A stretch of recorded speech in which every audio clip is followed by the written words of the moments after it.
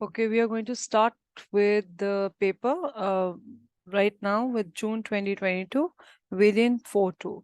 And we are specifically going to attempt the titration-based question here, right? So the first question itself is a titration-based question, which require the moles calculation in it. I'm reading the question here. So it says that a student determines the concentration of aqueous potassium permanganate KMnO4 by titrating with a solution of ethane dioic acid. Right. So what the student need to find out is the concentration of aqueous potassium permanganate, how he's supposed to do it. That is guided step by step. Now, what else have they given you here? They have basically given you the equation. So this is an equation where the potassium dichromate reacts with ethane dioic acid in the ratio of 2:5, in the ratio of 2:5 moles ka ratio hai. And this is basically the information they have provided us in the beginning. This is an information given to us. Now, this information they will be needing some way or the other in the questions in the later parts. So now let's move on to the question step by step. Part A of the question. Now, part A of the question says that diagram of the sum of the apparatus, some of the piece of apparatus the students are users are shown over here. So apparatus A, B, and apparatus C. You have to name the piece of apparatus A, B, and C. So A, as we can easily see, it's very recognizable. It's basically a burette. It's a burette. B is going to be your pipette, and the pipette is for the fixed volume. So it is an accurate, it is a apparatus which give you an accurate volume, but in the fixed quantity, fixed volume. So we have the pipette which can measure 10 cm cube, 25 cm cube, and so on. So this is for the fixed accurate volume. Whereas the burette is also for for the accurate volume, but up till 1 decimal place, up till 1 dp, we can measure the volume through the burette. That's apparatus A. Now C is a conical flask, and the conical flask is an apparatus where we actually mix the two chemicals together. So it's not needed for heated. It's not basically it's not meant to heat any chemical. It is just to hold a chemical or to mix chemicals together. Moving ahead, so that is the very basic part of the question, and you get 1 mark for each correct answer. Now, in this part B, they are giving you the whole process in the form of step by step, right? So let's read each step and see what they have given us. Record the mass of the sample of the solid ethane dioic acid. Now, you have to record the mass, and the ethane dioic acid is given to you in the solid form, right? Now, the step 2, dissolve the solid. You're supposed to dissolve the solid in the distilled water and make the solution up till 450 cm cube. Now, whatever the solid they have given you, you have to dissolve it up till 250 cm cube. So that means you're supposed to make a saturated solution. Aapko yahan par you have to make a saturated solution. And remember always the saturated solution or the standard solutions. The standard solutions are basically you require a specific apparatus for that, and that is known as your volumetric apparatus, volumetric flask. So volumetric flasks are, or again, of the different volumes. You have a 250 cm cube, which can hold the chemical volume up till 250 cm cube. There are volumetric flasks which can hold up till 500 cm cube. There are the ones which can hold approximately exactly up till 1 tm cube or 1000 cm cube. So you have the different volumes of the volumetric flask. So they need the one which can have 250 cm cube volume, can hold 250 cm cube solution. So what you will do here is that you are going to the process in order to make the saturated solution. That also in many a times they ask you. So how do we do it? The solid we will be dissolving in distilled water, some amount of distilled water that can be your 50 cm cube or 100 cm cube in a beaker, and then very carefully you're going to pour it into the volumetric flask. And then again in the same beaker where you're dissolving solid in 50 cm cube, you're going to add some more water, so that if in case some particles of the solid are left there also, along with the washings, you will be putting in the volumetric flask. Then the volumetric flask is basically has got a marking on it, right? There's a marking on it. So this marking means up till here, whatever the chemical you are going to fill into it, whatever the chemical you're going to fill into it, that is going to be 250. So if right now you have just basically what I said, 50 plus 50, approximately you have 100 cm cube, you have made the 100 cm cube solution, you're going to top up with the distilled water up till this mark, right? And then you are going to put a cork over it, you're going to put a stopper over it, and you're going to shake it thoroughly. So that means now you have a saturated solution of 250 cm cube. So in the step 2, you are making a saturated solution in the volumetric flask, which can hold 250 cm cube of the solution. Now after that, in the step 3, what you're going to do is you have the 250 cm cube here. Now after the out of this 250 cm cube, you are going to extract out 25 cm cube. You're going to take out just 25 cm cube for the experiment. And this 25 cm cube is of ethane dioic acid into another apparatus. And this apparatus is going to be the conical flask, which you will be needing for the titration purpose. And in this conical flask, where you have the 25 cm cube, you're again going to add 10 cm cube of dilute sulfuric acid in order to acidify it, because what are we going to do is we are using, as I've already mentioned above, that this particular reaction, this particular titration is a titration with KMnO4. So you need to have an acidified KMnO4. So what are you doing? Acidified. Okay, you are going to use the acidified KMnO4, but here you cannot add dilute sulfuric acid in the burette. So what you will be doing, you are taking 25 cm cube of an acid into it, and then in the same acid, you are adding 10 cm cube of sulfuric acid to it, right? In order to acidify it, whenever whatever the KMnO4 will get into it, that'll get acidified, and that is going to help oxidize your acid. Right? So we are adding the sulfuric acid into the conical flask, which is holding 25 cm cube of my acid. Moving ahead, next part. Now what you will be doing, you will be filling the apparatus A, which is basically my burette, and in this I'm going to have the KMnO4 of specific concentration. Now the next step is we have prepared apparatus, we have a conical flask containing our acid, plus have a dilute sulfuric acid. We have prepared our burette by washing it with the respective chemicals, and we have got KMnO4 into it. So after preparing it, we don't need an indicator in this particular titration, because this titration is a redox titration where the color change is obvious. Now we use normally the indicator in those titration where we have the colorless solution in both the burette and the conical flask. So when and where the neutralization is taking place, where exactly the H positive ion is neutralizing the OH ions, that we don't get any indication because both the chemicals are colorless. So in that scenario, we add indicator. But in this scenario, the KMnO4 will be changing its color when complete oxidation of the acid will take place. So that color change will give us an idea that the reaction is complete, and we don't need an indicator because KMnO4 itself is going to indicate us by the change of color. So so we will be proceeding with the titrations. And now one more important point is that we will be performing this titration 3 times, because in order to maintain the accuracy in results, one titration is not enough because there can be human errors, there can be other errors, etc. Right? So in order to have an accuracy in the results, we'll be taking the readings 3 times, and then we will be taking an average of all 3 in order to maintain the accuracy, right? Moving ahead, so this is basically the process. The process is we are able to understand how you're going to conduct it.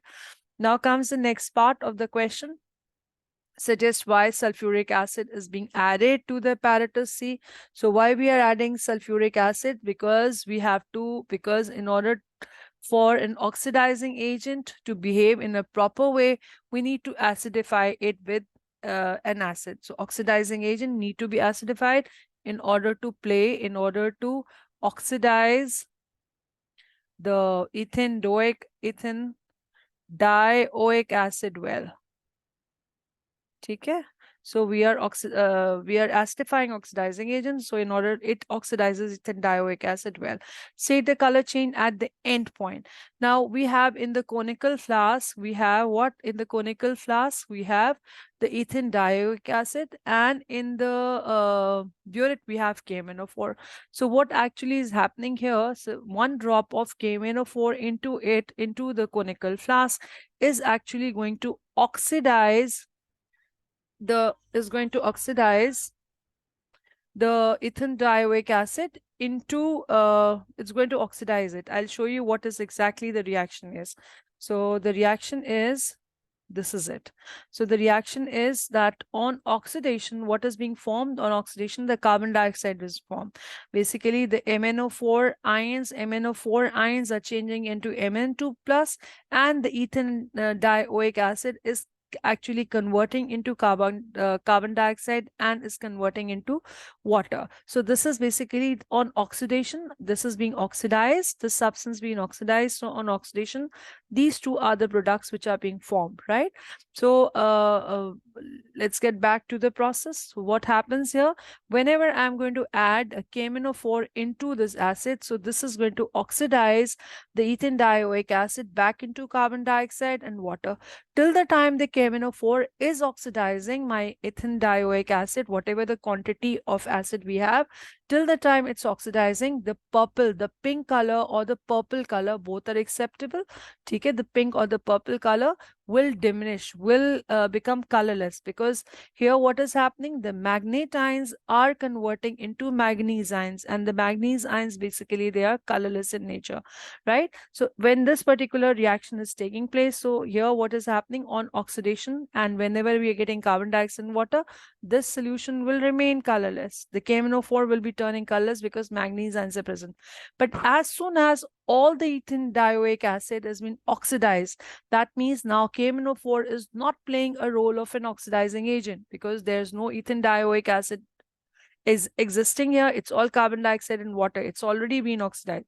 Now what will happen? This pink color is going to remain pink. So one drop, whichever of the oxidizing agent is being added to this, which is not playing its role of an oxidizing agent because all the chemical has already been oxidized. So what will happen here? That color solution is going to become a permanent pink color, is going to get the permanent pink, or is going to get the permanent purple color, right? So that is basically going to be the color change. The color change, we always write down the color change which is being observed, color change, which is always being observed in the conical flask. So in the conical flask, initially, what is the color? The initial color is basically the colorless, because my ethane dioic acid is colorless, no matter how much KMnO4 we are adding. But eventually, because of this change, it is again going to be colorless. But later on, even a single drop of KMnO4, because now it's not acting like an oxidizing agent, it's not actually oxidizing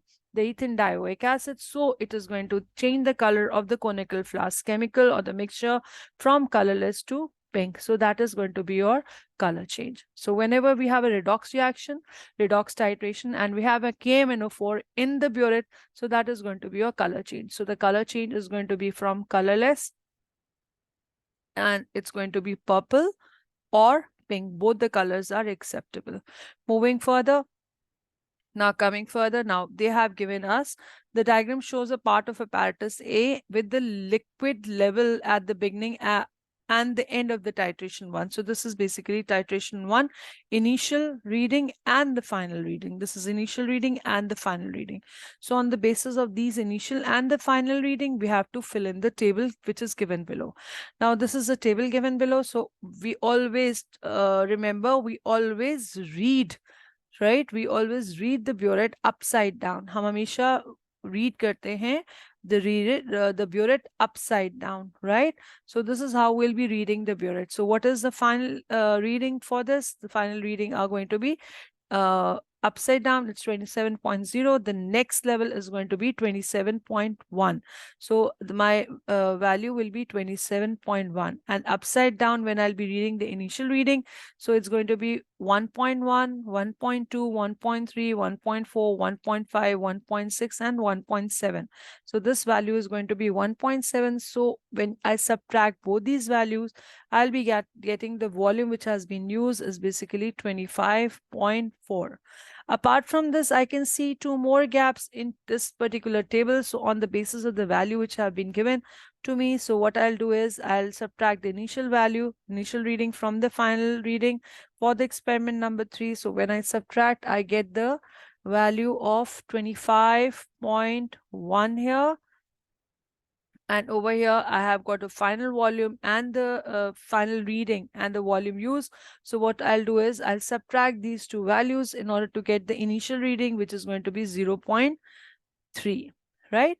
Acha, one major mistake which the students make over here is that whenever the value they give the reading as at 0. So normally students just write down 0 there, whereas we know that between the two values there are 10 divisions. Okay, there are 10 divisions, so it's you should never write down 0. You should always write it down as 0.0, because the next reading is going to be 0.1, 0.2, because the values between 0 and 1 are 10 divisions. So you have to read it according to the division. So if you write down just 0 over there, so you will not get 1 mark there. Okay, 1 mark deduction ho jata hai. So always mention it as 0.0. You have to write down the burette readings up till 1 decimal place, up till 1 dp. Proceeding further, this is what we have filled in. Now moving ahead. Now when we move ahead, they ask us for the average volume. They ask us, let's read, take the best titration result in the table. Now the best titration results are the results which have a difference of 0.2 in their values. They should have maximum of the difference between, they should have difference of 0.2 values less than 0.2 or equivalent to 0.2. So let's see. So this is 25.4, this is 26, 24.8, this is 25.1, this is 24.6. So these two values, they have a maximum difference of 0.2. So we will be including only these two values in our calculation of the average, right? So what we will do is 24.8 and 24.6, we'll sum them up because these are two readings and we need to take out the average. We'll divide by 2 and we will have the answer that is going to be 24.7. This will be 24.7, right? So this is a very simple calculation which you should not mess up with, because you get solid marks in this particular part of the question. Coming to the C part. Now in the C part, I'm reading it out. Another student. Now that is over. That was a detail about one student. Now they're talking about another student. Now another student repeats the experiment using the same method. The same procedure has been followed. Now the students take 1.08 gram of ethyl dioic acid in order to make it 250 cm cube solution, right? Now the student obtained an average titration of 24.55 cm cube, right? So previous value ko they are nothing to do with the previous set of values. This is totally new set of values and we have to further use them in our calculation. Now, what they say is that calculate the number of moles of ethandoic acid in 25 cm cube, and you have to show your working. Now, what have they have given us? They have given us 1.08 grams, and these 1.08 grams they have added to 250 cm cube of water in order to make our standard solution. Say, right? Standard solution. So what we need to know is exactly 1.08 makes how many moles. So in order to convert this mass into moles, we have a formula that is basically number of moles is equals to mass in grams divided by the AR or the MR, depending on whether we are dealing with an element or we are dealing with a compound, right? So mass is given to us, that's 1.08. We will be dividing it by the MR, which is already mentioned, that's basically 90. So mass divided by MR, we will be getting the number of moles. So number of moles I'm getting here on computing, I'm getting 0.012 moles, right? Now, these 0.012 moles, right, I have mixed them with 250 cm cube of water in order to make 250 cm cube of solution. So I have 250 cm cube of solution where I have 0.012 moles present in it, right? Now they're asking, okay, student obtain an average volume of this. Calculate the number of moles which are present in 25. So 250 has this much, so 25 will have 25 cm3 will have X. So when we compute it, so what we'll be doing, 0.012 is present in 250, so 25 will have, so we'll be dividing it by 10 basically, right? 10 से divide करेंगे, so we get the answer that's 0.0012 moles. So 0.0012 moles are the moles which are present in 25 cm cube. Proceeding further with the question, the next part. Now, the next part asks us, during the reaction, 2 moles of KMnO4 reacts with 5 moles of ethane dioic acid. So either they give you, in order to relate, connect with the two chemicals, they either give you the equation or they give you the molar ratio. Now here they have given you both the things. The equation they have given you in the beginning of the question, as I've already told you, that this is the information which we will be definitely be using in the question. So here they have given you the molar ratio. The molar ratio between KMnO4 and ethane dioic acid was 2:5. That means 2 moles of KMnO4 was reacting with 5 moles of ethane dioic acid. Here in the later part, just to make it easy, right? So again, they're giving you the ratio. Here they are giving you the ratio, that this is the ratio where the two are reacting, right? So